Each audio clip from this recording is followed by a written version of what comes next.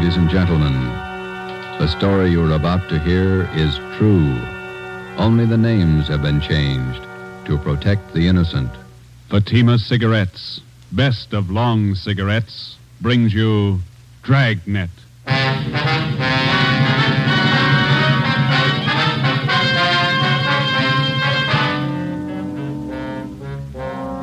You're a detective sergeant. You're assigned to Juvenile Bureau. A rash of crimes has broken out in your city. Suspicion points to an organized gang of juveniles. Your job, stop them. If you want a long cigarette, smoke the best of long cigarettes. Smoke Fatima. It's the long cigarette that contains an essential ingredient of all the very popular cigarettes, Turkish tobacco. That's why you see the Turkish symbols on the attractive gold and yellow Fatima package. That's why Fatima has a much different, much better flavor and aroma than any other long cigarette. That's why Fatima doubles and redoubles its smokers. Yes, if you want a long cigarette, smoke the best of long cigarettes. Smoke Fatima. Dragnet, the documented drama of an actual crime. For the next 30 minutes, in cooperation with the Los Angeles Police Department, you will travel step by step on the side of the law through an actual case from official police files. From beginning to end, from crime to punishment, Dragnet is the story of your police force in action. It was Sunday, March 27th. It was windy in Los Angeles. We were working the night watch out of Georgia Street Juvenile Bureau. My partner's Ben Romero. The boss is Ed Backstrand, chief of detectives. My name's Friday. I was on the way up from the Juvenile Bureau, and it was 11:25 p.m. when I got to the receiving hospital, room 5, the treatment room. Everything happens on Sunday nights, huh, Joe? Yeah. How's the kid making out, Doc? The one arm is cut up badly. Nothing fatal, though. How'd it happen? That's what I'd like to find out. Can I talk to him? If you want, don't press him, though. He's had a bad shock. All right.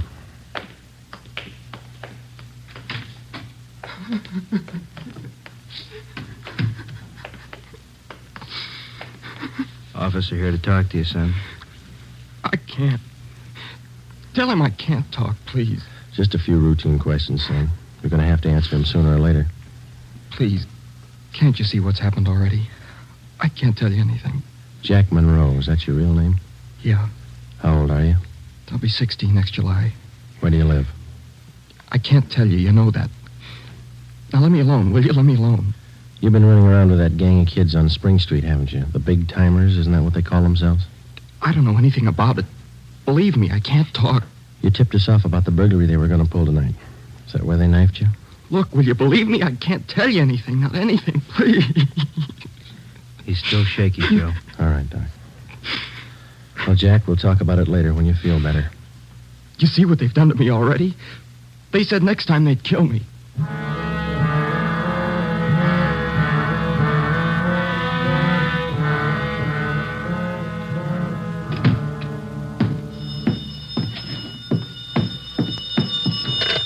Juvenile Bureau, Friday. Yeah, okay, Fred. Goodbye. How'd you make out, Joe? Not very good, Ben. Captain Bowling come in yet? You checked in while you were gone. Wants to see us. Okay. The kid tell you who knifed him? No, I scared him good. He wouldn't tell me a thing. You get a line on the boy's parents, Friday? I got a hold of his father. He's on his way in. How's the boy? Bad knife wounds. Nothing fatal. You know the boy? Not till this afternoon, Captain. He tipped us off about a burglary a gang of young kids were supposed to pull tonight. Did it go through? No, but 2 hours ago, this Monroe kid was found in a vacant lot down on Olympic, cut up pretty bad. The gang must have pegged him. How long is it going to take you to break that up? Well, we're just starting to get a line on him, Bob. Must be nearly 100 in that gang. And every one of them working hard. Take a look at the pin map over here. This spot here, look at it. All the jobs pulled during the last month, huh? The last 5 weeks, up to date. Red tabs for burglary, must be more than 100. The robberies, green pens, count them, at least 50. And there's 5 more orange ones I added for the weekend, auto thefts. You bet those kids are working hard. We got a lead on them. That's more than we had last week. You have to push it harder. Here's the big reason. This line of pins, brown and black. Purse snatchings. Purse snatching and rape, 26 of them in the past 5 weeks. They're pretty well concentrated in one area here. That's right. Now, what's the lead you're working on? Right there on the pen map, Captain. Well, these 2 blocks here, Bob, where Franco Alley intersects Spring Street. Well, what about it? Well, it's the only clear area for a dozen blocks around. There's not a colored pin on it, you see? Yeah. Now, all the rest of the pins, the robberies, burglaries, attacks, they all seem to branch out from this same spot right here in definite patterns. Franco Alley and Spring Street. You figure that's the focal point for the gang? Well, it's got all the marks. For instance? Well, we've been checking that neighborhood for a week. We got it narrowed down to one place. Right on the corner of Franco and Spring. What is it? It's a soda fountain. It's pretty typical. Only it stays open all night, and it gets a pretty good play from kids. It's a regular hangout, Captain. Pretty tough youngsters. None of them over 18. Who runs the place? Guy named Eddie Ramsey, small-time con man. Had a run-in with him when we worked bunco detail. I remember the name. Smart mouth. Tried to give us trouble when we talked to some kids in there last night. He's got a place set up for him in the back of the store, kind of a club room. It sounds like a good lead. What are you doing about it? Well, just a minute. Captain Bowling. Yeah? Who? Yeah, we'll be right down. The Monroe kid, his father's downstairs, cursing every one of us. What's his problem? Can't understand how his boy got into trouble. come on, Ben, let's tell him.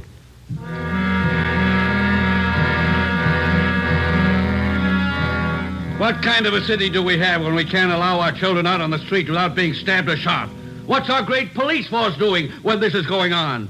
I'd like an answer if you got one. I demand an answer. We got an answer for you, Mr. Monroe. Will you sit down? My boy's lying in there in that hospital bed, cut to pieces. What did you do to prevent it? Tell me.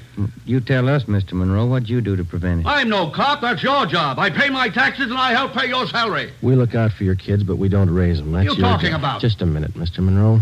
Answer me this. How old is your son, Jack? He's 16, I think. Why? You know what he does with his spare time? Where he spends his nights? Of course I do. He's at home. Some nights he goes to the library. Then you don't know much about your son, Mr. Monroe. For the past month, 4 nights out of 5, he's been hanging around with a gang down at a soda fountain on Spring Street. He's down there as late as 2 a.m. He says he goes to the library. How do I know? I'm a busy man. Did you know that your son is mixed up with that gang? He's not mixed up with a gang. A bunch of small-time thieves, but they're growing. They started with purse snatching, breaking in parked cars, burglarizing candy stores. You don't know what you're talking Wait a about. minute, please. And then they took up robbery, stealing cars, beating up girls, women, attacking them. You're crazy. Jack's not that kind. He's part of that gang, and right now we hold all of them responsible. My boy wouldn't do anything like that. He's a member of that gang, he told us. They're the ones that knifed him tonight. That's a lie.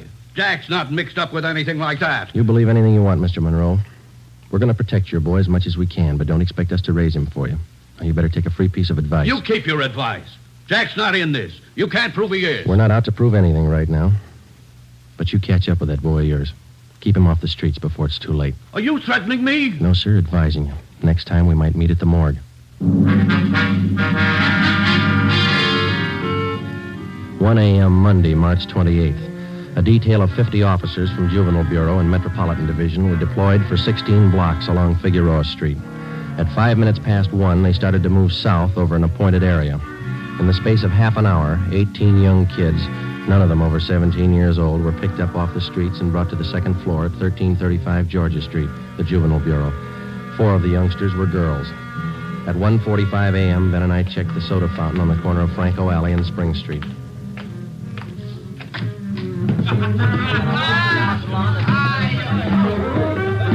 Same bunch, Joe. Business as usual. Yeah, come on. Hey, Teddy, the Bulls. They're back again. Same guys. Go back and tell Eddie. Hey, look, why do you guys have to keep tracking us, huh? You'd think we were crooks or something. You were here the last time we checked in, Teddy. You ever go home? Sure, when I'm tired. I ain't tired. What's the matter? That's your money on the table there? Sure, it's my money. You want to borrow a buck? $28. That's a lot of money for a boy your age. You keep pretty late hours, son. You have to go to school in the morning? Maybe. I can sit here, can't I? It's free country. I'm drinking coffee. You gonna make me on that? You've been drinking more than coffee. Where's your driver's license? Every time the same thing. There. March 10th, 1933, 16 years old. They giving you trouble, Ted? Eddie's on his way out. What's your name? Jones. Clyde Jones. Huh, Ted? Sure. He's got money, too. Rich family. You can save the smart talk, boys. Any of your pals in the back room? What's the trouble now, Sergeant? How many times a week do we get a checkup? Go ahead, Eddie. Read them off. We told you the last time, Ramsey. Clean up your place here or we'll ride your back till you do. I told you the last time, Sergeant, there's nothing wrong with my place. It's almost 2 o'clock in the morning. You got a dozen underage kids hanging around here doing nothing. Some of them have been drinking. Schoolboys. Better to have 'em in here than hanging around outside in the street. I keep an eye on 'em. You're not the guardian, Ramsey. This time of night, they've got no business in here or on the street alone. That's your opinion, huh? That's the law, Ramsey. Now, either you shut down that back room and keep these kids out of here late at night, or we'll go after your license. You don't scare me, Sergeant. You can't prove a thing. A couple of these kids have juvenile records. They're on probation. We can tag you for contributing. You still don't scare me. Now, why don't you leave the kids alone? That's right, Eddie. Read them off. Ben, get Benson and Bell. Roger. If you won't clean up your place, Ramsey, we'll do it for you. Yeah? What are you going to do? We're pulling these boys in, all of them.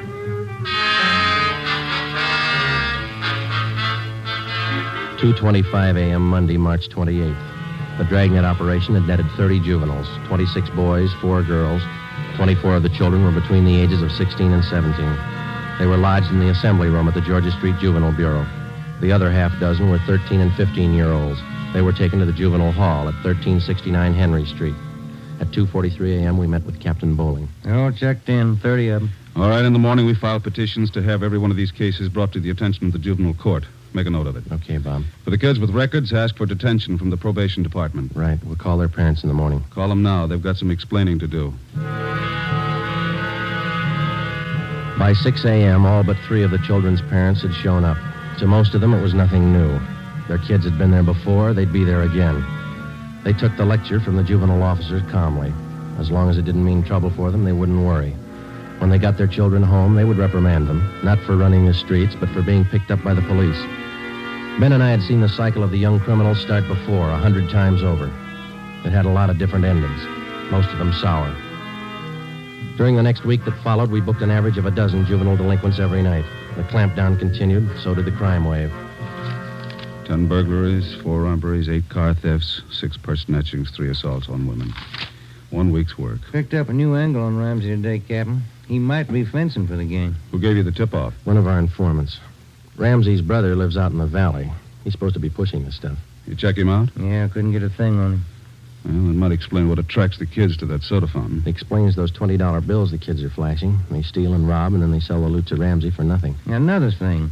Ramsey keeps his place open all night, and there's no reason to. He doesn't get that much trade. It's only from the young gang that hangs around there. You questioned the kids. How do they account for having all that money? Well, most of them say Ramsey lends it to them. They say they pay him back a little at a time. I think he's fencing for the kids. If you tried to get his license? No luck, Captain. We can't prove a thing against him. Then we'll do it the hard way. Sweat it out. That night, we drove out to Ramsey's soda fountain and asked him again to clean up his place, to keep the young kids out after 10 o'clock at night, to stop lending them money. He refused. There was nothing we could do. His business was a public place. He could not be held responsible for any of his patrons. In the next 10 days that followed, Ben and I haunted the sidewalk outside the soda fountain. We questioned every youngster as they entered and left. We made more than a dozen arrests. Many of the kids had been drinking heavily.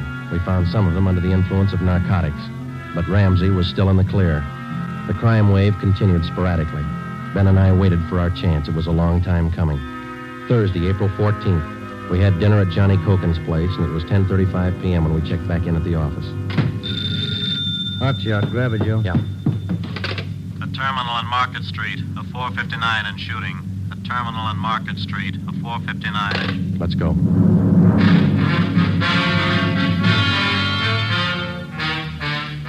He was approximately 5 feet 4 inches tall, 125 pounds, brown hair, brown eyes, slight build, fair complexion. He was wearing blue jeans and a corduroy jacket. We found him between a row of packing cases at the rear of the warehouse at Terminal and Market Streets. There was a single bullet hole in his forehead just above the left eye. There was a .38 revolver near his right hand. The watchman told us how it happened. He broke in the back of the warehouse, Sergeant. He wanted to shoot it out with me. Here's his ID card. Fell out of his pocket. Teddy Cameron, age 15. Dear God. A kid. I didn't know, Sergeant. He didn't either. He thought he was grown up.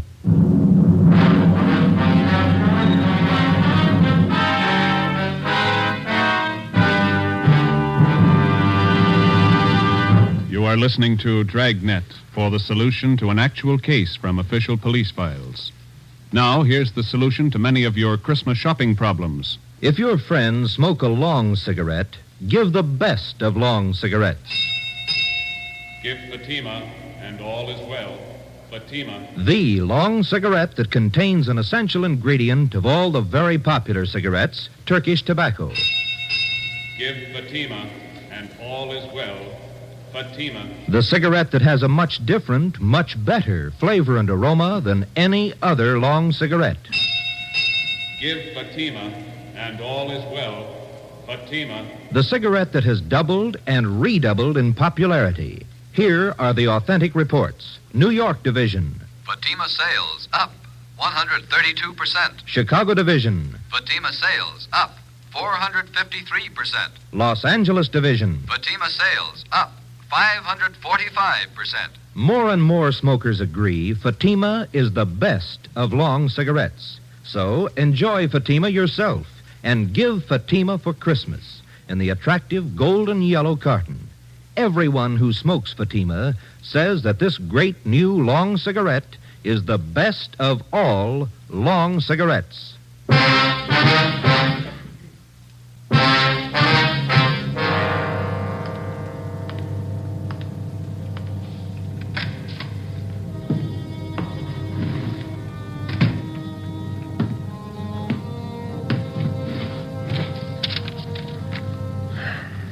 Los Angeles Police Department, Form 311, dead body report. Type, gunshot. DR number 437695. Victim, Theodore Cameron. Residence address, 960 Charter Street. Date and time of death, Thursday, April 14th, 10:35 p.m. Place, Terminal and Market Streets, South State Warehouse. Cause of death, gunshot. Motive or reason, attempted burglary. Time discovered, 10:40 p.m. Removed to County Morgue. Discovered by Carl Hyba, night watchman. Identified by Barbara Cameron, sister. Description of victim, male, Caucasian, age 15, height, weight, so-and-so, occupation, student, descent, English, and was a witness, signed Joe Friday, serial number 2288, age 15.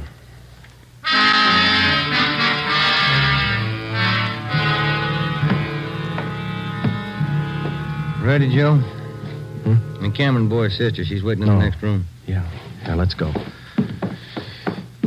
She taking it hard? Yeah. Morning, Miss Cameron. Good morning. We won't keep you long. Just a few routine questions. Yes, all right. Miss Cameron, how many are there in your family? There were three of us. Teddy, Mike, and me. Mother and father are dead. I work. Teddy and Mike go to school. Mike does. How old is your brother Mike, Miss Cameron? He's 14. You're the sole support of your two brothers? Yes. Do you have any idea who the boys were your brother Ted used to run around with? I don't know them by name. I remember seeing a couple of them once or twice. Mike would know, I think. He and Ted were pretty close, brothers. Do you know if Ted mixed with a gang of kids down on Spring Street? Maybe Mike would know that. Sergeant Teddy wasn't a bad boy. He wasn't a bum. None of us are. I tried to raise the boys like Ma told me. It wasn't easy. We made out. Yes, I understand, Miss Cameron. My salary didn't have too much, but we got by. Yeah. I figured on getting married. I'm 31. It'd be good for the boys, especially Teddy. He's dead, isn't he? Yeah. I couldn't be in two places at once. Hold a job and watch the kids. But that's why I thought maybe a husband. I'm sorry to press, Miss Cameron. Do you think your brother Mike can tell us about that Spring Street gang? Oh, Mike could know. Where can we find him? Staying at a friend's house. I got the address in my bag. Here. That's 2514. I don't write numbers too well. Thank you, Miss Cameron. You've been very helpful. I'll get somebody to drive you home. Oh, do I have to go? Would it be all right if I just sit here for a while? That's all right. I'm tired. Real tired. 2514 West Serrano Street. That was the address Barbara Cameron had given us. It was the home of Mr. and Mrs. Jean Brewer, high school friends of the dead boy's sister. We talked to Mike Cameron. He told us that his brother Teddy had been running around with a gang down on Spring Street. He identified Ramsey Soda Fountain as the hangout. It was 2:25 p.m. when we got back to Georgia Street Juvenile Bureau. I got it. Juvenile Bureau, Romero. Yeah, hold on, I'll call him. You, Joe. Thanks. Friday. Joe, this is Canfield in burglary. Yeah, Homer. You're working that Cameron case, aren't you? Yeah? I just got a report on one you might be interested in, out of the same neighborhood. Distillery prowl. What do you got on it? Looks like a juvenile M.O. They got away with 7 cases of Scotch whiskey. Expensive stuff. Okay, we'll hop on it. Bubeck Warehouse, Crocker at 7th. Miss Elizabeth Rice was the auditor in charge at the Bubeck Warehouse. We located her on the mezzanine office row. It was her job to keep a running inventory on all incoming and outgoing liquor stock. She knew her job well. As you know, Sergeant Friday, each and every bottle of distilled spirits carries a United States Internal Revenue stamp. Yes, ma'am. Each stamp carries a serial number together with the name of the firm to whom the stamps are issued. Well, Miss Rice, in the stuff that's missing, the stamp on each bottle carries the case number. Is that right? That's right. Now, what did I tell you? Oh, yes, I have it right here. 7 cases of high-grade blended Scotch whiskey. Now, I have a bottle identical to those in the missing cases. Yes, I see. Now, if you'll just look here, Yes, ma'am. the number on this stamp here, 368-227-9956, followed by the firm name. Could you give us the numbers of the stolen cases? Now, I have them typed out for you right here. 7 cases, 12 bottles to the case, Canada Dry Incorporated, 4 of the red label and 3 of the black label, Johnny Walker. All right, thank you very much, Miss Rice. And you think that this might be a juvenile case, Sergeant? Yes, ma'am, we do. 7 cases, that's close to $600, isn't it? We've lost a great deal more than that, Sergeant. The insurance company makes up for the liquor loss. Yes, ma'am. Those youngsters, who makes up for them? Ben and I left the Bubeck Warehouse with a list of serial numbers of the 7 cases of stolen liquor. We headed back for the Juvenile Bureau. We figured that there was a strong possibility that the Spring Street gang was responsible for the warehouse liquor theft. How were they disposing of the stolen property? That was the key question we had to answer. Ben and I had a hunch and a tip from an informant that the young gang was operating under the guidance of a fence, a man or woman whose job it is to dispose of stolen property. The gang members were close to Ramsey at the soda fountain. Ramsey was the logical suspect. All right, now suppose they did steal the liquor. Suppose Ramsey's a fence. What's he done with the stuff? I don't think he's turned it this fast, if he's turned it at all. He wouldn't keep it at the soda fountain, no liquor license. And we've been around too much. He wouldn't keep it in his house. He lives in the rear of the fountain. It's too hot. Only leaves one other location that we know about. His brother's place in the valley. It was 5 minutes to 10 when we turned left off Ventura Boulevard onto Sepulveda. Ramsey's brother had a small farm about a mile and a half off the highway. It was a modest white frame house planted squarely in the center of an acre of ground. An unpaved driveway led off to the left of the house to the garage. Pull up here, huh? Yeah, okay. Yeah, it looks kind of quiet, no lights. Let's go.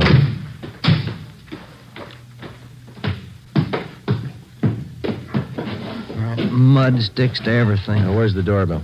Oh, here it is. You got your flashlight? Yeah, what?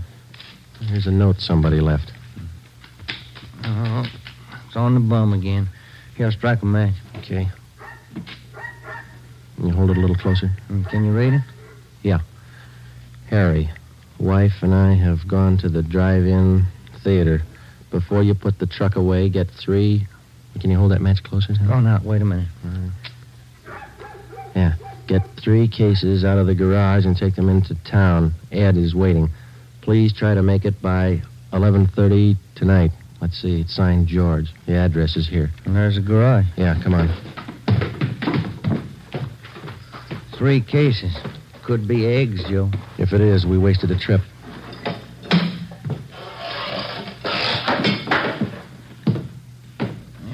out of matches, Joe. All right, here, use mine.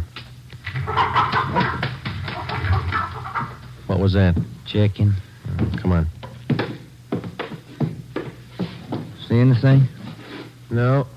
There goes the light. Just a minute. I'll strike another one. You can save your matches. We found it. We found 5 cases of Scotch whiskey on the floor of the garage. We checked the serial numbers against the warehouse list. They matched. We went back to the car and called communications. We had an immediate stakeout placed on George Ramsey's place, and then we headed back for the city. It was 11:20 p.m. when we got to the address we found on the note. Oh, it's about time, Harry. Hello, Ramsey. We can do without the music. What's your problem this time? Hey, you're almost out of scotch, Ramsey. Serial numbers check out, Joe. Sorry I can't offer you a drink. We're too old to drink here, aren't we, Ramsey? Where's your phone? You want to invite somebody? You can see we're out of booze. You got a phone? In the hall. Ben, call the office. Yeah. All right, what's it all about? We've been out to your brother's place. What happened to the other 2 cases? You drink them here? I gave it to the kids. What are you looking at me like that for, Sergeant? Anything wrong, Eddie? Party's over, kid.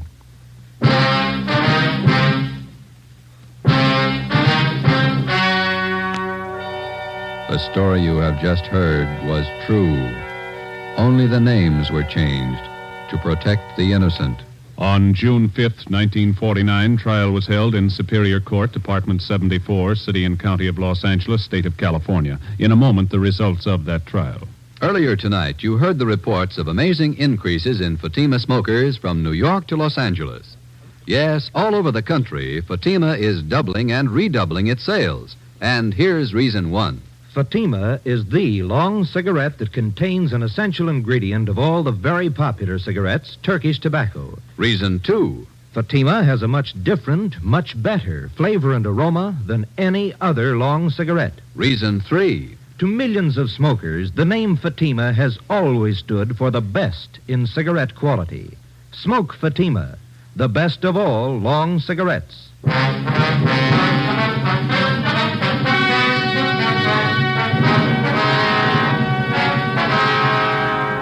Edward and George Ramsey were tried and convicted in Superior Court of receiving stolen property. After serving their terms as prescribed by law in the state penitentiary, they will be returned to the county jail where they will serve a 1-year term for contributing to the delinquency of minors. You have just heard Dragnet, a new series of authentic cases from official files. Technical advice for Dragnet comes from the Office of Acting Chief of Police, W.A. Wharton, Los Angeles Police Department. Honoring the city of Greenwich, state of Connecticut, and the men who make up the Greenwich Police Department, another of America's great law enforcement agencies. One of these men, Chief John M. Gleason, FBI National Police Academy graduate, who dedicates his life to making yours more secure. Fatima Cigarettes, the best of long cigarettes, has brought you Dragnet from Los Angeles.